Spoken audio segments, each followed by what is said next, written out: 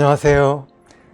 오늘 특별히 이 귀한 자리를 허락해 주신 지멘 우리 김정환 선교사님과 또 관계된 여러분들 감사의 말씀을 드립니다.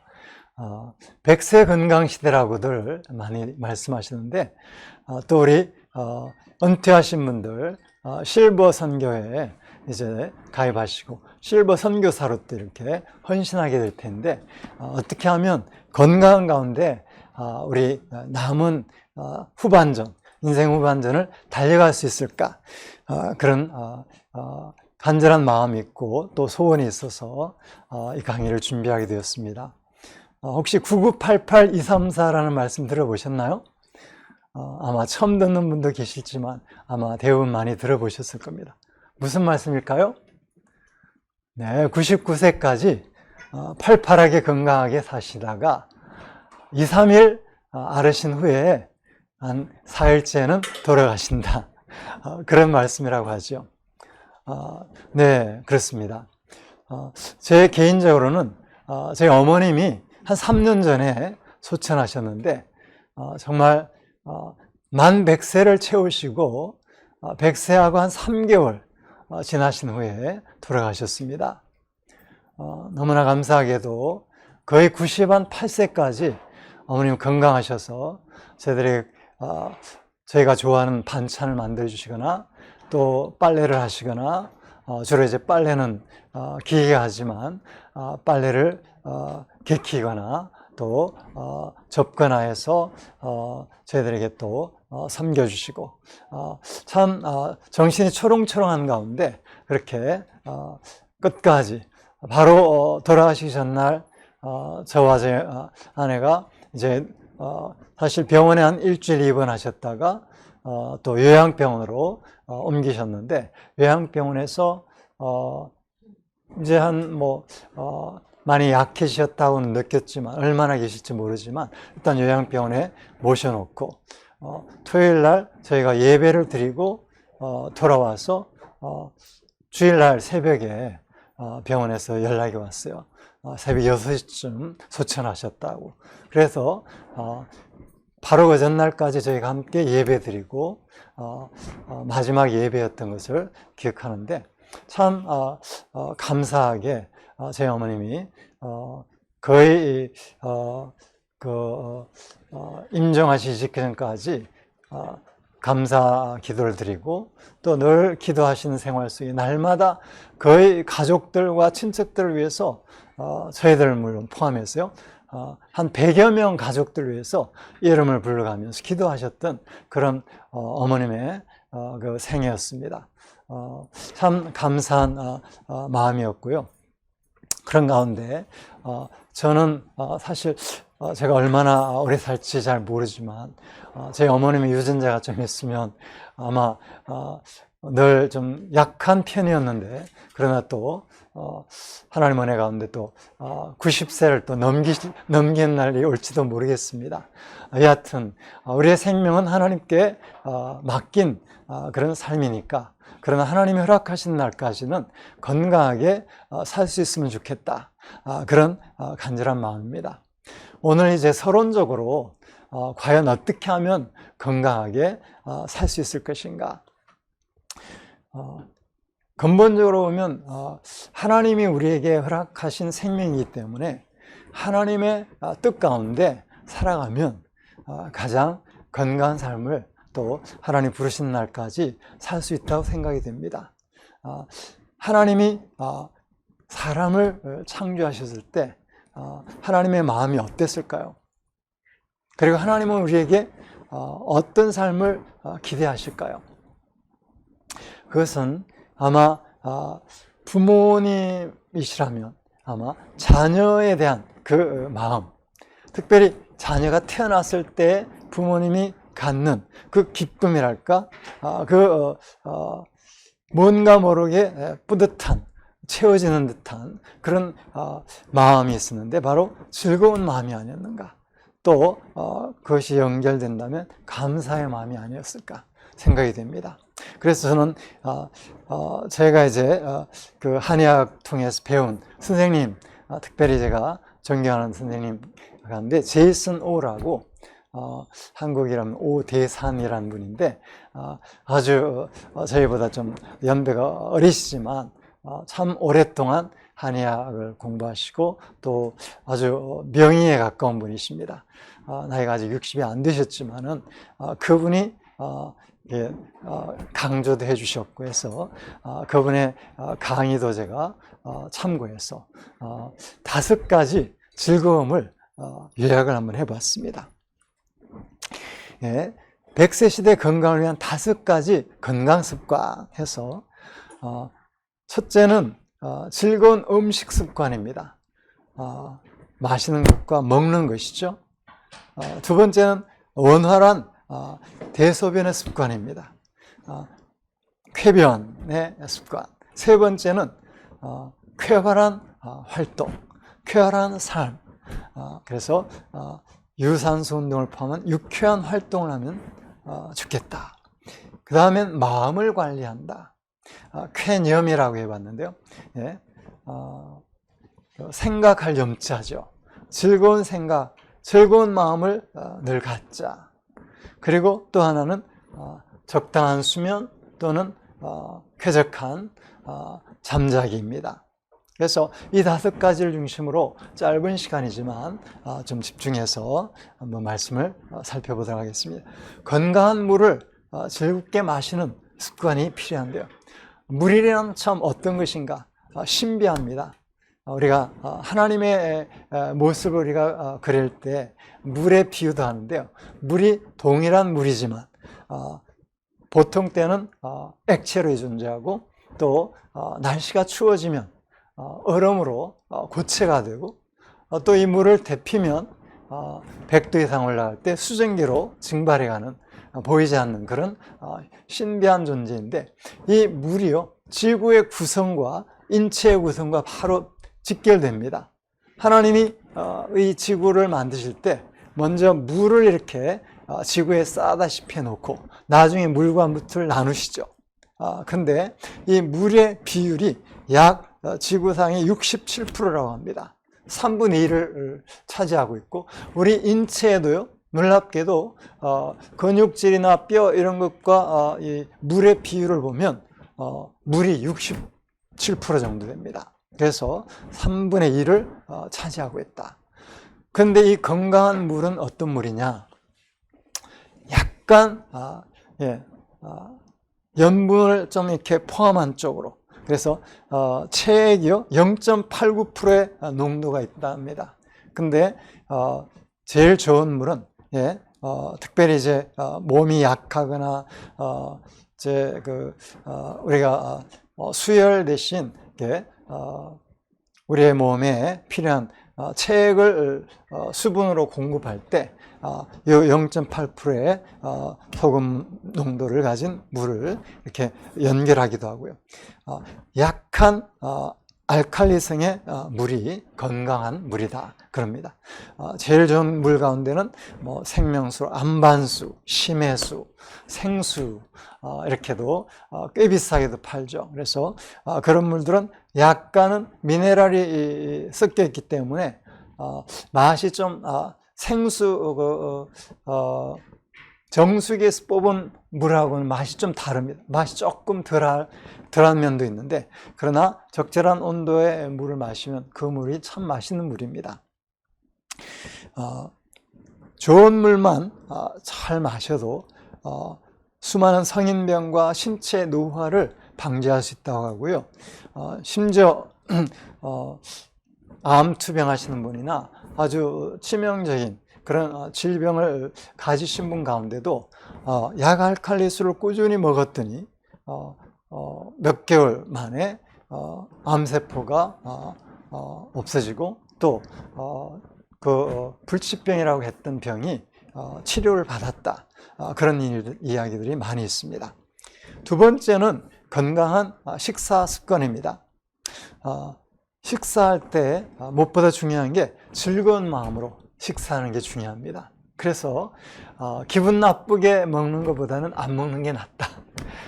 저는 이제 아이들에게 야단을 맞고도 밥은 먹어야 된다. 그렇게 해서 억지로 먹이는 편이었는데 잘못한 거였어요.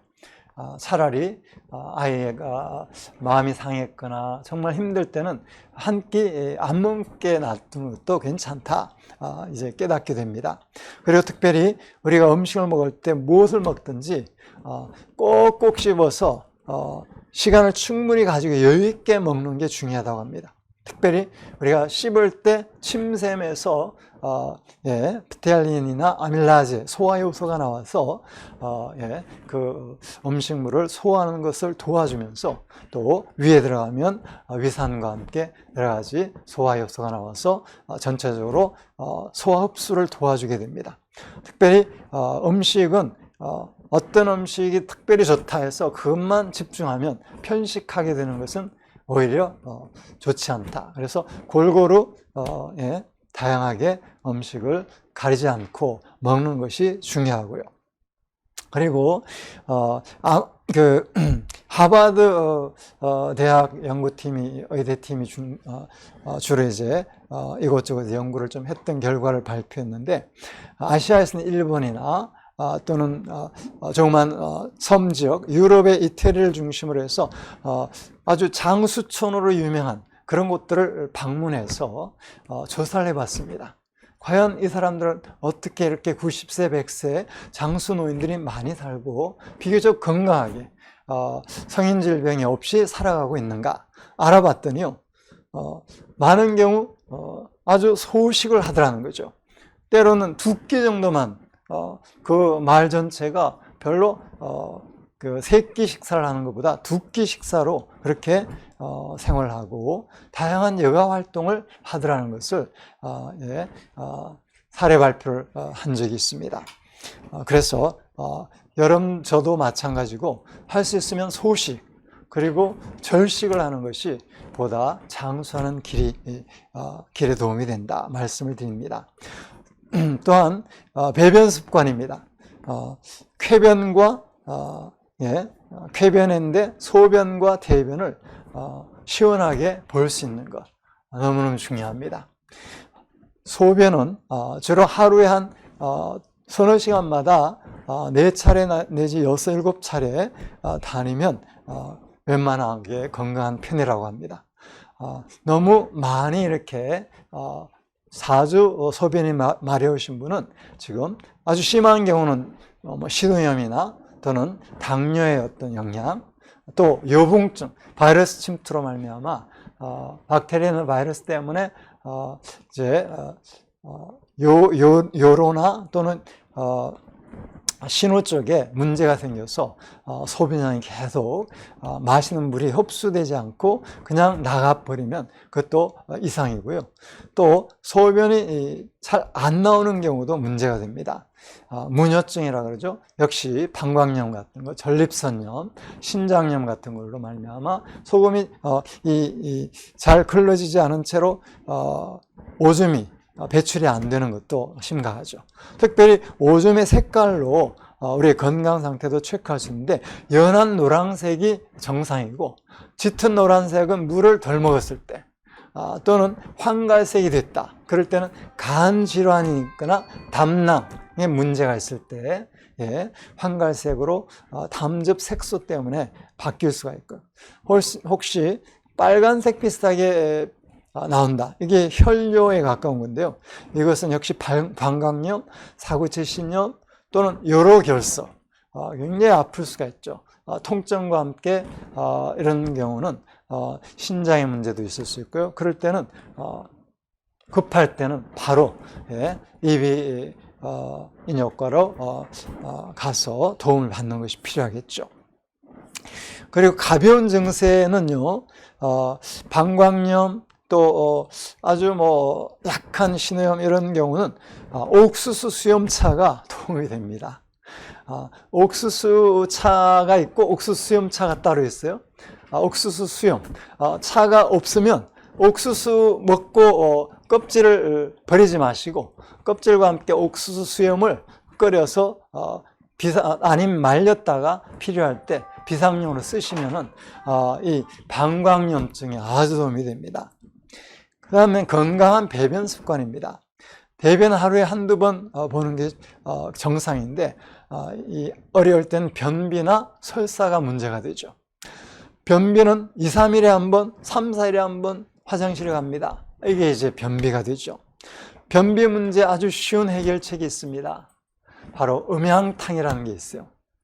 음양탕이라는 게 전혀 돈 들지 않고 활용할 수 있는 것인데요. 아침에 일어나자마자 따끈한 물에 찬물을 섞어서 잠시 뒀다가 마시는 것입니다. 그러면요, 바로 이 물에서의 어떤 그 대류 활동, 또 물이 에너지가 있습니다. 특별히 살아있는 물. 물을 끓이면 산소가 다 사라지면서 잠시는 좀 이렇게 두었다가 마실 때 산소가 다시 물속에 같이 들어오면서 물이 좀 더 활성화되고 물의 에너지가 살아납니다. 그래서 물 자체에 에너지가 있는데 이것을 대류 활동과 함께 에너지를 최대한 활성화시킨 채로 마실 때요, 우리 몸에도 에너지가 있습니다. 그래서 우리 몸의 에너지가 바로 이렇게 활성화되면서 대장까지 이제 음료수로 넘어갔기 때문에 대장까지 내려가면서 우리 몸에 있던 변이 나가게 되는 아주 자연스러운 하나님 주신 그런 원리죠. 그 외에도 변비에 도움이 되는 음식이 있다면 다시마나 사과를 드시는 것입니다. 사과 한 알 또는 사과 반쪽이라도 아침마다 먹으면 하루에 건강한 삶에 굉장히 에너지를 줍니다. 그 외에도 고구마 같은 거, 식이섬유가 풍부해서 평소에 한두 번, 일주일에 한두 번이라도 덜어 놓으시면 장기적으로 변비 예방할 수가 있습니다.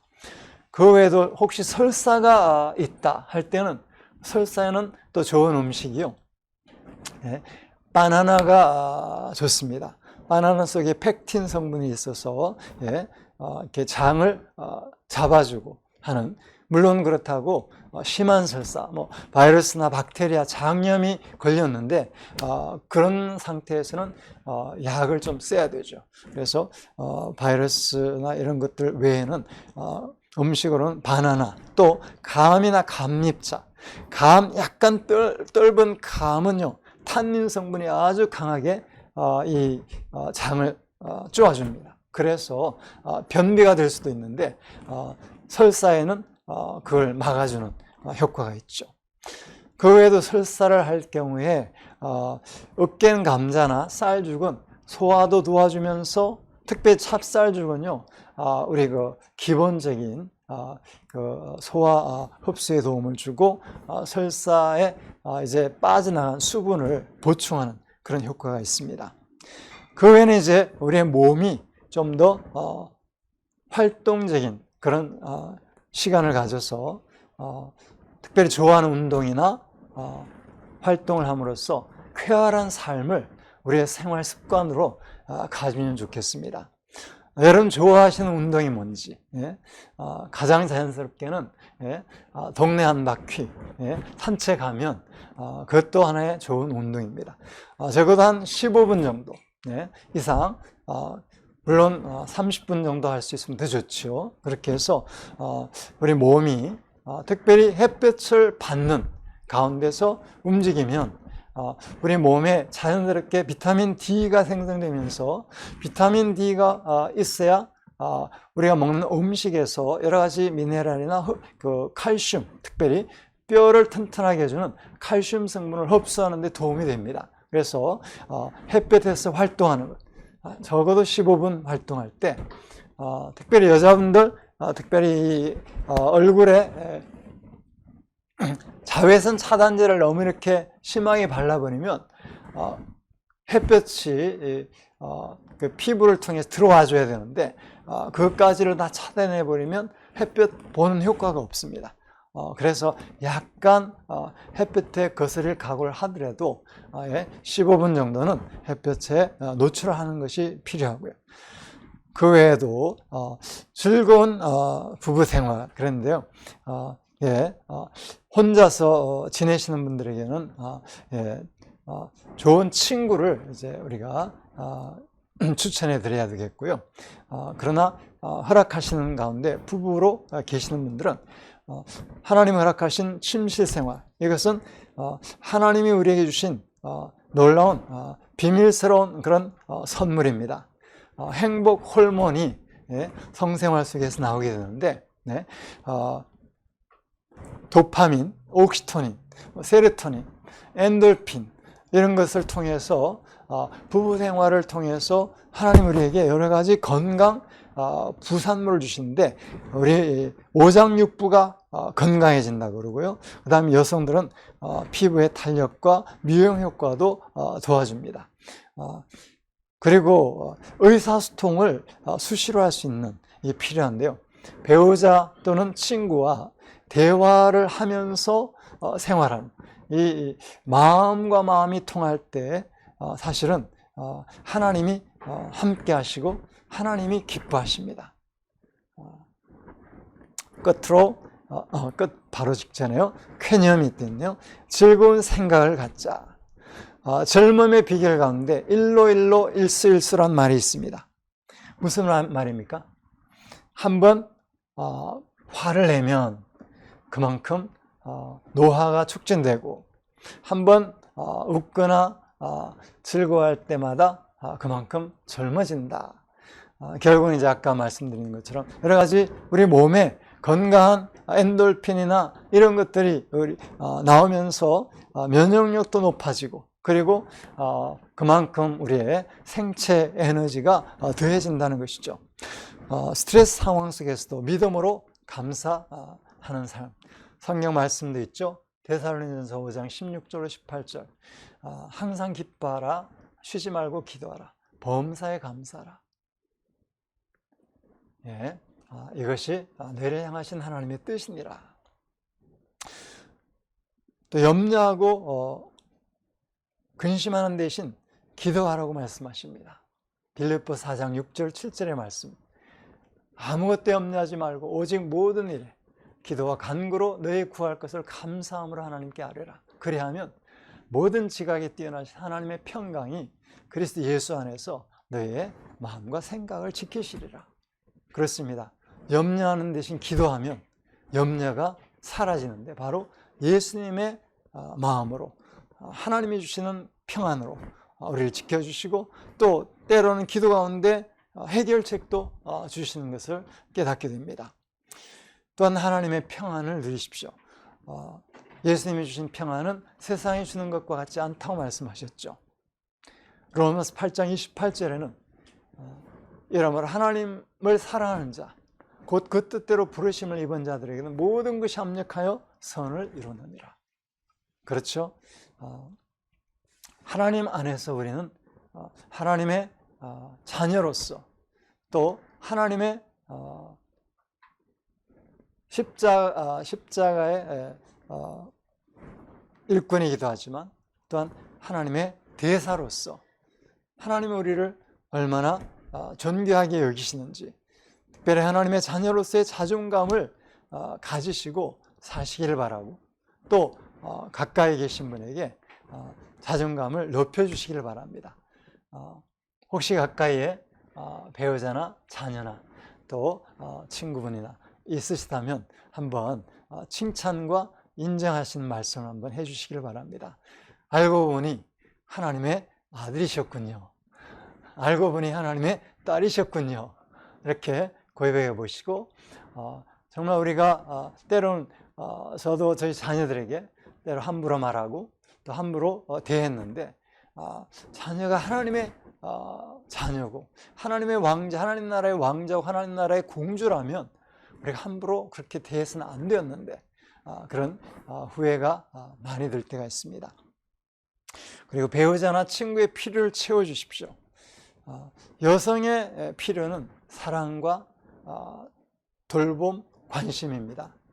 남성들, 특히 남자들의, 남편의 그 필요는 존경입니다. 그래서 말로라도 당신을 존경합니다, 또는 당신을 사랑합니다, 이런 말들을 해주면요, 칭찬은 고래도 춤추게 한다고 말씀하시죠. 그 외에도 마지막으로 적당한 수면이 중요합니다. 쾌면이라고 했는데요. 안락한 잠자리 습관. 하루에 7, 8시간의 수면이 필요한데, 건강한데, 그 체질에 따라 좀 더 적게 자도 괜찮은 분이 있고요. 거기에 조금 한두 시간 더 자야 이제 피로가 풀리는 분이 있습니다. 일단은 10시 전후에 잠자리 드시고 6시 전후에는 일어나려고 그렇게 습관을 키우시길 바랍니다. 저희 선배 목사님 한 분은 11시 이후에 잠자는 잠은 잠도 아니다 그러면서 새벽 기도를 엄청 강조하신 목사님이었는데 그렇게 일찍 자도록 호통을 많이 쳤습니다. 특별히 렘 수면은 Rapid Eye Movement 수면이라고 숙면하는 신호라고 말합니다. 꿈꾸는 시간인데 그때 충분한 휴식과 함께 창의력이 개발이 된다고 하죠. 그리고 이 잠을 못 자게 하는 불면증은 장기적으로 보면 두통과 수화불량, 짜증과 스트레스를 만들고 또 심하면 신경쇠약까지 오게 만듭니다. 그래서 삶의 질을 아주 떨어뜨리는데요. 여기에 피할 음식은요. 잠이 안 오는데 또 커피를 마시면 더 안 오죠. 초콜릿 또는 패스트푸드 이런 것들은 피하는 것이 좋고요. 그 대신 수면을 도와주는 음식이 있습니다. 바로 밀론을 약간 볶아서 영어로는 휘트존이라고 파는데요. 뭐 쌍난 밀 그런 것들을 해도 좋고요. 해서 그 외에도 요즘 멜라토닌을 또 팔기도 하고 사실은 하나님이 잠잘 때 잠자기 직전에 멜라토닌이 나오게 하셔서 우리가 졸립게 만드는 그런 호르몬입니다. 그렇지만 요즘 이제 멜라토닌이 부족한 분들은 멜라토닌을 섭취하면 한 30분 전에 먹고 나면 그냥 졸려서 자게 됩니다. 그 외에도 저는 밤에 좀 허전하거나 바나나 우유를 이제 반잔 정도 마시고 따끈하게 해서 마시고 헹구고 그렇게 자게 되면 아주 숙면을 하게 되는 걸 체험합니다. 그 외에도 따뜻한 물에 샤워하는 것, 저녁 시간에 샤워하실 수 있으면 좋습니다. 목욕을 하면 좋지만 목욕을 못할 경우에 반신욕이나 하다못해 발만 따뜻한 물에 좀 따끈한 물에 한 15분 담궈도 혈액순환을 도와주면서 바로 잠드는 데 아주 도움이 됩니다. 이상 제가 오늘 5가지로 건강한 삶을 위한 100세 건강시대에 여러분들이 일상생활 속에서 이렇게 실천하실 수 있고 또 건강하게 이렇게 습관화시키면 좋겠다 해서 5가지 건강한 습관, 즐거운 삶의 그런 태도를 말씀드렸습니다.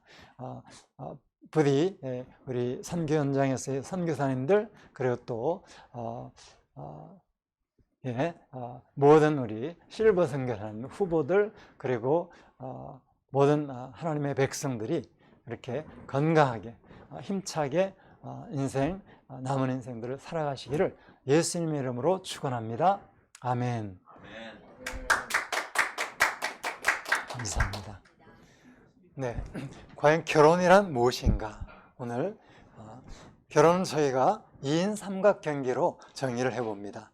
아마 여러분들 어렸을 때 운동의 날 또는 우리 자녀들의 운동의 날에 이런 장면을 보셨을 텐데 2인 삼각경기가 옆에서 볼 때는 쉬울 것 같은데 막상 직접 뛰어보면 만만치가 않습니다. 그래서 걸려서 넘어지기도 하고 이걸 풀어버리고 싶은 그리고 혼자 달리면 잘 달릴 것 같은데 그런 생각이 듭니다. 그러나 우리 결혼은 마찬가지로 두 사람이 함께 어우러지지 않으면 갈 수 없는 그래서 성경 말씀이 약속이 있죠? 네, 전도서 4장 19절에는 두 사람이 한 사람보다 나으면 저희가 수고함으로 좋은 상을 얻는다고 말씀하셨어요. 또 두 사람이 합심하여 땅에서 기도하면 하늘에 계신 아버지께서 꼭 들어주신다고 약속하셨거든요. 반대로 어떤 일이 이루어지지 않는 것은 적어도 두 사람이 합심하지 못하기 때문이라고도 볼 수 있어요. 두 사람의 특별히 남편과 아내의 합심은 너무나 중요합니다. 네. 이렇게 중요한 이제 결혼식 때 우리가 평생토록 서로 사랑하고 또 존중하고 알콩달콩 잘 살겠노라고 약속을 합니다만, 그러나 그 약속을 지켜내는 것이 참 쉽지가 않습니다. 그러나 우리의 약속 배후에 언약의 하나님, 약속의 하나님이 계시기 때문에 그 하나님 앞에서 우리가 드린 언약의 약속을 지켜내는 것은 우리 크리스천들의 사명이고, 특별히 힘들고 어렵지만 이 고비를 극복함으로써 또 하나님이 예비하신 상급을 우리가 바라볼 수 있게 될 것입니다. 모든 부부들은 불화하고 갈등을 겪게 되는데 그런 여러 가지 요인이 있죠. 뭘까요? 네. 제일 먼저는 서로 자라는 배경이 다르기 때문에 우리의 가치관과 또는 우리의 어떤 신앙 또는 우리의 환경, 때로는 상실이나 충격적인 어떤 사건들 때문에 그 상처가 깨끗하게 치유되지 못한 채 결혼했을 때 그 옛 상처가 자꾸 건드려져서 많이 힘들 때가 있습니다. 저에게는요, 기대가 그렇게 문제가 됐어요. 우리 아빠는 안 그랬는데 왜 당신은? 계속 이것이 마음속에 드느이면서 사실은 나는 이 남편하고 결혼하기보다는 내 임하고 내가 생각하는 그 기대와 결혼했던 것을 알게 됐어요. 이 기대를 내려놨을 때 남편으로 만족이 안 되더라고요. 근데 이제 말 울고 뭐 난리를 막 치다가 하나님께 기도할 때 모든 만족은 하나님께로만 나느니라. 그래서 하나님께로 나가는 길이구나라는 것들을 알게 됐어요.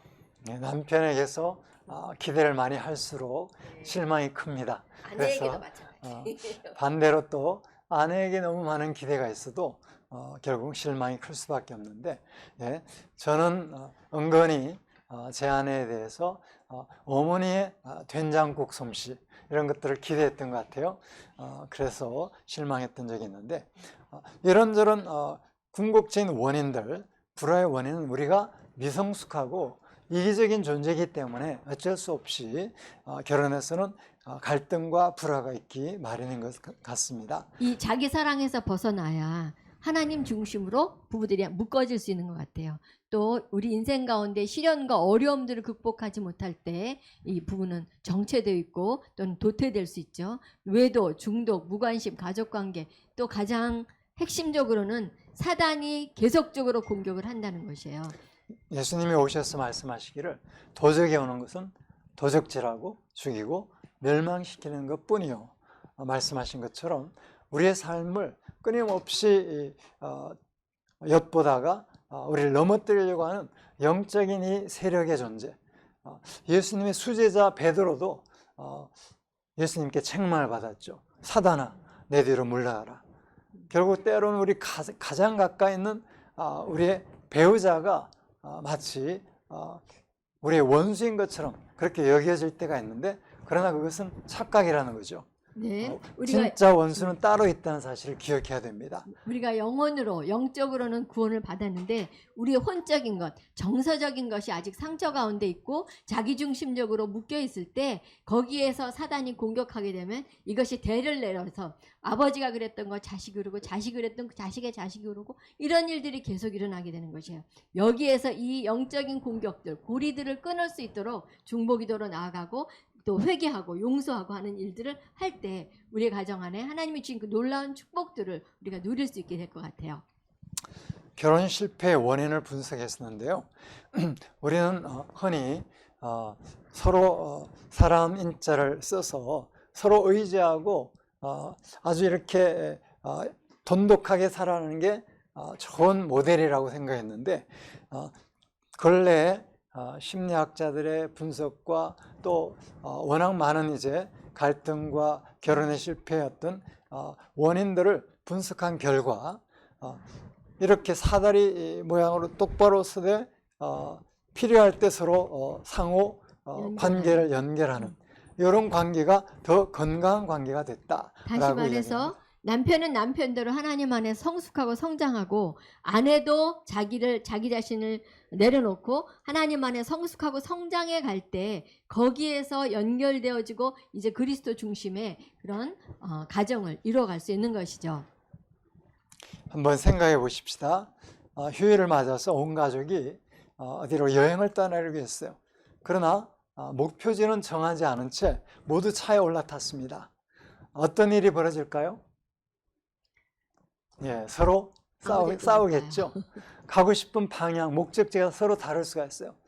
엄마는 바닷가를 좋아하는데 아빠는 산을 좋아한다든지, 아이들은 놀이터를 좋아한다든지, 그렇게 해서 아마 목적지를 향해서 가다가 싸우고 돌아오고 이런 일이 있을 수 있습니다. 여러분의 가정은 어떤 목적을 갖고 지금 이 가정이라는 배를 운행하고 계신가요? 예, 분명한 목적이 있어야 거기 또 이룰 수 있는 그 목표를 갖고 있게 되겠죠. 하나님께서는 이런 결혼에 대해서 분명한 블루프린트, 청사진을 갖고 계세요. 하나님이 결혼을 설계하신 목적 5가지가 있는데, 이것은 아마 여러분들도 많이 설교하시고 한 그런 내용들일 것 같아요. 간단하게 넘어가면 보면 하나님의 형상을 이룰 수 있도록 서로가 서로를 통해서 성부, 성자, 성령님께서 서로 존중하시고 서로 기뻐해 주시고 서로 순종하고 그리고 서로를 또 필요한 것들을 채워주는 그런 관계이셨던 것처럼, 그런 관계가 삼위일체의 그런 관계가 우리 인간의 삶에서 나타날 수 있도록, 서로를 비춰줄 수 있도록 존중하고 사랑하고 관심 갖고 필요를 채워주고 하는 그런 것들을 보이도록 결혼 제도를 주셨습니다. 하나님이 말씀하신 말씀 속에도 하나님 자기 형상 곧 하나님의 형상대로 사람을 창조하셨다 하시되 남자와 여자를 창조하셨다라고 했습니다. 또 두 번째는 하나님 나라의 확장을 위해서인데요. 창세기 1장 26절 27절 한번 보도록 하시죠. 하나님이 그들에게 복을 주시며 그들에게 이르시되 생육하고 번성하여 땅에 충만하라. 땅을 정복하라. 바다의 고기와 공중의 새와 땅에 움직이는 모든 생물을 다스리라 하시니라. 세 번째 목적은요, 창조물을 다스리도록 하는 것입니다. 두 사람이 한 사람보다 나으면 저희가 수고함으로 좋은 상을 얻을 것입니다. 그 동물을 붙들어 일으키는 동무가 있으면 동물을 붙들어 일으키니와 홀로 있어 넘어지고 붙들어 일으킬 자가 없는 자에게는 화가 있으리라. 네, 전도서의 말씀이고요. 또 진실로 너에게 이르노니 무엇이든지 너희가 땅에서 매면 하늘에서도 매일 것이요 무엇이든지 땅에서 풀면 하늘에서도 풀리리라. 마태복음 16장 19절 말씀입니다. 그리고 또 이 부부관계를 통해서 서로를 완성시키기 위해서 하나님이 결혼제도를 주셨죠. 마태복음 18장에는 이런 말씀이 있습니다. 진실로 다시 너에게 이르노니 너희 중에 두 사람이 땅에서 합심하여 무엇이든지 구하면 하늘에 계신 내 아버지께 저희를 위하여 이루게 하시리라. 저희들이 이렇게 생각해 보면 각자가 열심히 하나님 앞에 기도했지만 두 사람의 마음을 모아서 합심해서 기도하는 것은 어느 정도 결혼 생활에서 한참 지난 후였던 것 같습니다. 제가 한 10년 동안 결혼 초 저는 이제 선교에 목숨을 건다 하고 열심히 이제 선교지에서도 또 이제 국내에서도 기도 모임과 또 선교 활동들을 했었습니다. 근데 진짜 열심히 하면서 특별히 하나님 앞에 기도도 했는데 기도에 응답 받은 것을 보니까 좀 이렇게 만족스럽지 않았어요. 하나님은 내 기도를 잘 응답해 주지 않는 것 같다. 좀 아쉬움이 있었어요. 근데 어느 날 이 말씀을 깨닫고 또 아내와 연합해서 하는 기도의 중요성을 깨달은 후에 저희가 마을 앞에서 가정 예배와 함께 기도를 드리기 시작했을 때 하나님께서 놀라운 그런 기도 응답들을 경험하게 해주셨습니다. 그래서 정말 하나님은 혼자 하는 기도도 중요하지만 두 사람의 마음을 합한 기도가 정말 하나님 기뻐하시는 기도이구나 깨달은 경험이 있습니다. 네. 그리고 5번째는 보면 그리스도와 교회와의 관계를 모델로 보이기 위해서 가정이라는 것을 주셨습니다. 말씀은 그러므로 사람이 부모를 떠나 그 아내와 합하여 그 둘이 한 육체가 될지니 이 비밀이 크도다. 나는 그리스도와 교회에 대하여 말하노라 라고 말씀하셨습니다. 네, 그렇습니다. 하나님은 이렇게 5가지로 하나님의 형상을 드러내시고 또 모든 만물을 우리에게 맡기시면서 다스리도록 경영하도록 원하시면서 두 사람이 함께 협력하는 또 협력해서 하나님 나라를 이루어가는 그런 목적을 가지고 가정과 결혼을 허락하셨다는 것이죠. 그런데 이 하나님의 목적을 어떻게 이룰 수 있을지 그 방법론을 하나님이 가지고 계실까요? 그렇습니다. 하나님의 목적을 성취하기 위한 방법과 계획이 있는데 말씀 보면 남자가 부모를 떠나 그 아내와 연합하여 둘이 한 몸을 이룰지로다. 아담과 그 아내 두 사람이 벌거벗었으나 부끄러워 아니하니라. 이게 4가지가 있습니다. 먼저 부모를 떠나 연합하고 한 몸이 되고 그 다음에 벌거벗었으나 부끄러워하지 않는다는 것이에요. 네, 부모를 떠나는 것이 너무너무 중요합니다. 많은 경우 저희가 젊은 부부들을 이렇게 갈등이 있어서 상담을 하다 보면 부모님과의 관계를 정리하지 못한 채 그래서 부모님의 영향력 속에서 두 부부가 더 힘들어지는 그런 경험을 많이 하고 부모님과의 관계, 특별히 부모님에게서 상처가 있었다. 부모님을 미워하는 마음이 남아있다. 그러면요, 놀랍게도 자기 부부에게 그 영향력이 그냥 남아있게 되고 그 영향을 미치게 됩니다. 한 예로요. 아빠를 미워하는 딸, 아빠에 대해서 원망했던 딸들은 남편과 좋은 관계를 가질 수 없어요. 왜냐하면 아빠에 대한 미움은 남성에 대한 미움으로 무의식 속에 자리 잡기 때문에 그냥 남편이 그냥 있어도 그냥 미운 거예요. 그리고 그냥 싸우고 싶고 남편을 무찌르고 싶은 그런 여성 안에 남성성이 더 강해지는 경향들을 굉장히 많이 봤어요. 네, 아빠를 특별히 용서해야 돼요. 아버지가 어머니를 조금 이렇게 학대까지는 아니더라도 무시하거나 막대했던 그런 경우에 딸이 자라면서 아버지에게 당하는 어머니의 그 아픔을 한을 품는 거예요, 같이. 그러면서 남성에 대한 적대감을 갖게 되는 경우가 많습니다. 엄마가 그 아버지한테 했어야 될 그 말들을 결혼해서 그 남편에게 막 쏟아내는 것들을 보게 돼요. 네. 그래서 반대로? 조금만요. 지금이라도 아버지 되신 분들은 자녀에게 미안하다. 우리 부부가 너희 앞에서 너무 많이 싸워서 미안하다. 그 말이 치유의 열쇠가 되는 것 같아요. 네. 반대로 이제 어머니가 또 아버지에게 함부로 대하거나 아버지를 무시했다 생각이 되면 이 아들이 어머니와의 관계에서 좀 껄끄럽지 않은 마음, 그것이 또 아내에게 투사가 될 수가 있다는 거죠. 이런 이제 심리적인 어떤 기제 때문에 부모님을 온전히 공경하고 부모님을 사랑하지 않으면 부부관계에서도 문제가 생길 수가 있다. 두 번째는 두 사람이 연합하는 것인데, 사실 아까 2인 삼각경기 말씀드렸지만 두 사람이 함께 마음을 모으고 같이 어떤 일들을 추구해 나가고 가정 생활을 해 나가는 것이 결코 쉬운 일이 아닙니다. 우리가 그런 것들 배운 적이 없거든요. 그러다 보니까 부부가 함께 연합하는 일이 생각만큼 쉽지 않은 것. 그래서 저희들이 가정사역을 하다 보니까 거의 40년을 하고 있습니다.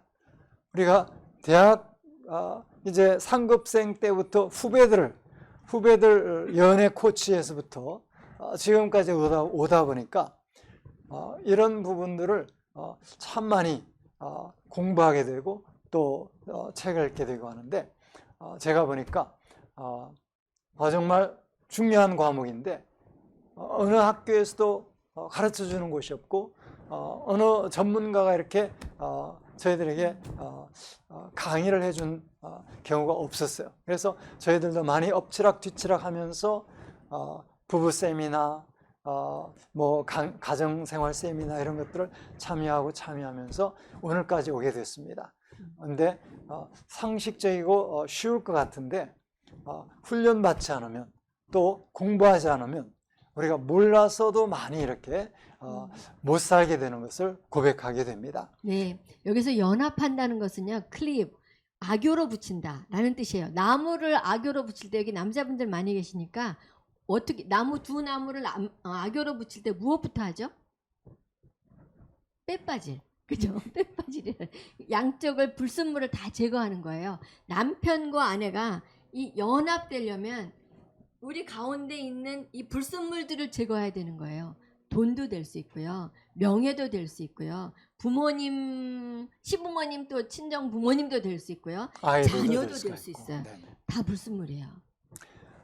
예, 사실은 두 사람이 연합하기 전에, 두 사람이 함께 조화를 이루기 전에 자녀가 태어나거나 하면 그 자녀와 함께 더 힘든 그런 삶을 살아가는 것을 보게 됩니다. 제가 아마 한 40세 정도부터 박사 공부를, 가정사역에 대한 공부를 풀로해서 하게 돼서 45살, 6살쯤에 학위를 받았고요. 그 다음 저희 집사람은 또 50 정도 지나가지고 또 이렇게 공부를 하게 됐는데, 제가 그랬어요. 여보, 나이 50이 넘어서 또 무슨 공부야, 나한테 배워. 큰 소리를 쳤는데, 저는 이제 풀로에서 공부를 했습니다만은 집사람 탈벗에서 공부하면서 제가 생각하지 못한 정말 많은 영역을 또 새롭게 배우는 걸 보면서 제가 그때 참 교만했었구나 스스로 깨닫게 되고, 제 집사람이 한 5, 6년 공부하는 동안 옆에서 같이 책도 보고 또 옆에서 강의도 때로는 제가 통역도 하면서 보면서 정말 내가 몰랐던 것들이 많았구나. 그러면서 최종적으로 결론은, 야, 죽을 때까지 공부해도 내가 다 모르겠구나. 그만큼 인생살이도 또 우리의 삶에 정말 우리가 아는 부분과 아직 배울 수 있는 부분이 영역이 얼마만큼 많이 남아있구나를 깨닫게 됐습니다. 네. 그런데 이런 지식, 가정에 관한 지식, 뭐에 대한 지식들은 유튜브, 책 얼마나 많이 나와 있어요. 내가 배우고 싶은 것만 선택적으로 할 수 있어요. 근데 이 가정은 삶이잖아요. 삶은 삶을 통해서 배워야 돼요. 여기서 유대인의 지혜가 있는데, 유대인들은 랍비를 통해서 삶을 배워요. 랍비 곁에 붙어서 랍비가 하는 그 가장 자잘한 그 모든 일들을 배우거든요. 이제 우리 선교사님들은 그 랍비처럼 가정이 어때야 되는지 그곳에 가서 그 현장에서 그 삶을 살아낼 때 거기 있는 사람들이 하나님이 말씀하신 그 놀라운 삶을, 우리 안에 천국이 임하는 삶을 살아낼 수 있게 될 것 같아요. 그리고 한 몸이 되라 말씀하시는데, 아까도 말씀드렸지만 부부의 건강한 침실 생활 쉽지 않습니다. 근데 성은 몸으로 하는 대화라고 말할 정도로 대화가 기본적으로 되지 않으면, 마음과 마음이 통하는 대화가 되지 않으면 부부의 생활이 사실은 되지 않는 것이죠. 건강한 부부 생활, 또 만족스러운 부부 생활을 위해서 이것도 저희들이 사실은 너무나 귀한 하나님의 선물인데 참 많이 오염되고 많이 원수가 가져가서 이렇게 하나님의 선물이 아닌 것처럼 그렇게 변화를 시켜놓았습니다. 이것들을 우리가 좀 더 건강하게 하나님 안에서 회복하는 일이 필요하고요. 네, 그 다음에는 벌거벗었으나 부끄러워하지 아니하였다고 그랬어요. 내 안에 어렸을 때 상처들 또는 부끄러운 면들이 있었어요. 몇 살 때 학교 가서 오줌 싼 거, 또 선생님한테 꾸중 맞은 거, 여러 가지 것들이 있었어요. 이런 것들을 결혼하고 나서 한 얼마 지나고 10년 좀 지나고 나서 우리 부끄러웠던 얘기들 함께 나눠봐요. 5살 때 나 하나 당신 하나, 이렇게 7살 때 나 하나 당신 하나. 그렇게 나눴을 때 내가 이 사람 사는 그 영역이 있었지는 않았지만 훨씬 많은 이해를 할 수 있어요. 이해하는 것만큼 우리가 사랑할 수 있거든요. 왜 이 사람이 이런 행동을 하는가? 밑에 뿌리가 있는 거예요. 그 뿌리를 가야 거기서 치유가 일어날 수 있거든요. 네, 제가 여기서 책 한 권을 추천한다면 스위스의 심리학자 폴 트루네라는 분, 그분이 쓴 서로를 이해하기 위하여라는 책이 있습니다. 아주 작은 얇은 책자인데 그 내용이 굉장히 참 다양하고 그 내용의 깊이가 있습니다. 그래서 그 책을 한번 읽어보면 훨씬 우리가 서로 이해하는 것이 얼마나 중요한지, 또 이해하는 만큼 우리가 정말 사랑할 수밖에 없구나. 그래서 서로를 이해하는 노력을 해야 되는 것에 대해서 참 많이 깨닫게 됩니다. 다른 건 박사가 안 돼도 배우자에 대한 박사는 돼야 되는 것 같아요.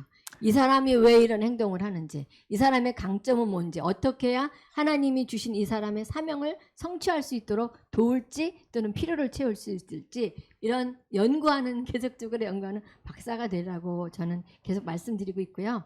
이제 하나님께서 이렇게 풍성한 삶을 누릴 수 있도록 배우자를 예비해 주셨어요. 그런데 아주 맞적수예요. 우리 완전히 다른 사람이 만났어요. 저도 말로 싸우면 지지 않는 사람이거든요. 계속 따지고 계속 또 내 주장을 굽히지 않고 그런 많은 시행착오들을 겪었는데, 하나님께서 여러 가지 말씀들을 성경에 이미 다 풀어주셨죠. 네. 창세기 2장 18절에 보면 처음으로 하나님이 좋지 않다라는 말씀하시는데, 사람이 독취하는 것이, 특별히 남자가 처음 만드신 분은 아담이었죠. 그래서 아담을 만드신 후에 하나님 보시고 아담 혼자 있는 모습은 좋지 않다. 사실 여자분들이 혼자 사시는 것은 그럭저럭 이렇게 볼만하고 또 잘 사시는 편이에요. 그런데 남자분들이 혼자 사는 건 정말 쉽지가 않아요. 저희도 옆에서 보는 경우도 있는데, 그만큼 어려운 것이 싱글의 삶인데, 물론 이제 하나님이 배우자를 먼저 불러가실 때 어쩔 수 없이 우리가 혼자 남은 생애를 살아야 될 때가 있지만, 그러나 처음부터 하나님의 계획은 아담에게 하와를 예비하셨습니다. 또는 이 독처가 혼자 사는 것도 되지만 아이솔레이트 죄송합니다. 분리된, 그러니까 떨어져 있는 것, 싫어하고 멀리 두는 것, 이거를 하나님 좋지 않다고 말씀하셨어요. 네. 관계의 하나님이세요.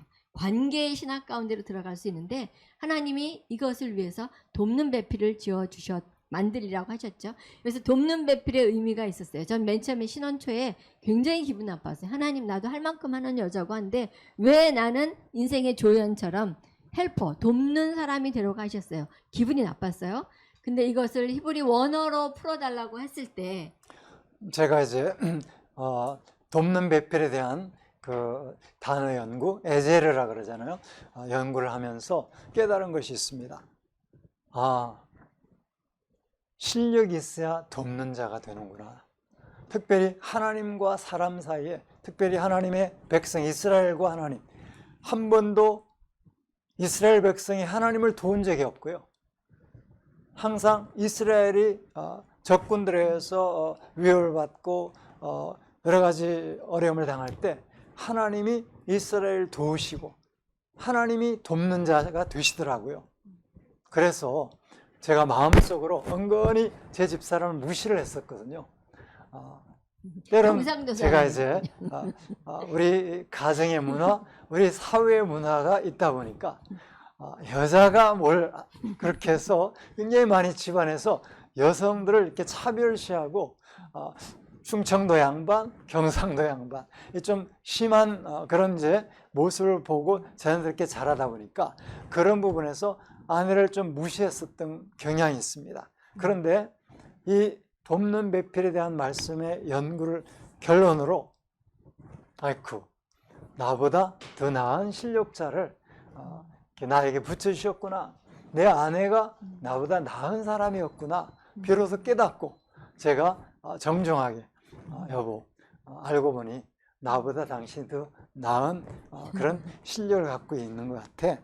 하나님이 나를 도울 수 있도록 당신을 붙여주셨다니까 내가 당신 말을 앞으로 잘 들을게 해서 아내의 말을 소홀히 하지 않기 시작했습니다. 네, 마치 성령님께서 우리를 도와주시는 것처럼 저는 남편이 하는 여러 가지 일들에서 성령님처럼 도와주는 것, 성령님이 하시는 일들을 해주는 것, 그래서 하나님이 원하시는 그 사명의 길에 가서 남편이 정말로 하나님을 경외하고 바르게 설 수 있는 사람이 될 수 있도록 하는 것이 나의 사명이다 라는 것들을 알게 됐어요. 오늘 여기까지 하겠습니다. 감사합니다.